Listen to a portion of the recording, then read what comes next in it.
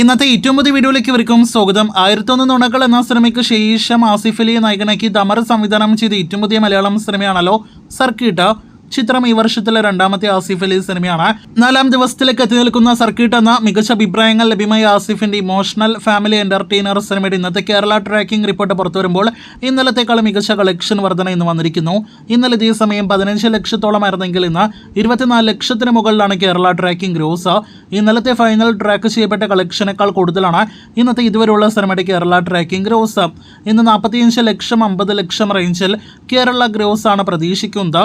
അങ്ങനെയെങ്കിൽ സർക്കിട്ടിന്റെ 4 ദിവസത്തെ കേരള ഗ്രോസ് 1 കോടി കളക്ഷൻ ഇന്നത്തോടെ കടന്ന് 1,40 ലക്ഷത്തോളം കേരള ഗ്രോസിലേക്ക് എത്തപ്പെടുന്നതാണ്. ആകെ 4 ദിവസത്തെ കേരള ഗ്രോസ് എന്ന നിലയിൽ നോക്കുകയാണെങ്കിൽ അത്ര നല്ല തുടക്കം സർക്കിട്ടിന് കേരളത്തിൽ ലഭ്യമായിട്ടില്ല. വേൾഡ് വൈഡ് എസ്റ്റിമേറ്റിലേക്ക് വരികയാണെങ്കിൽ ഇന്നത്തോടെ 2-3 കോടി റേഞ്ചിൽ വേൾഡ് വൈഡ് ഗ്രോസ് ആണ് പ്രതീക്ഷിക്കുന്നത്. നാളെ തിങ്കൾ മുതലുള്ള കളക്ഷൻ സർക്കിട്ട് എന്ന സിനിമയ്ക്ക് വളരെ നിർണായകമാണ്. കാത്തിരിക്കൂ അടുത്ത ദിവസങ്ങളിലെ ആസിഫ് അലി സിനിമയുടെ കൂടുതൽ കളക്ഷൻ അറിയാനായിട്ട്.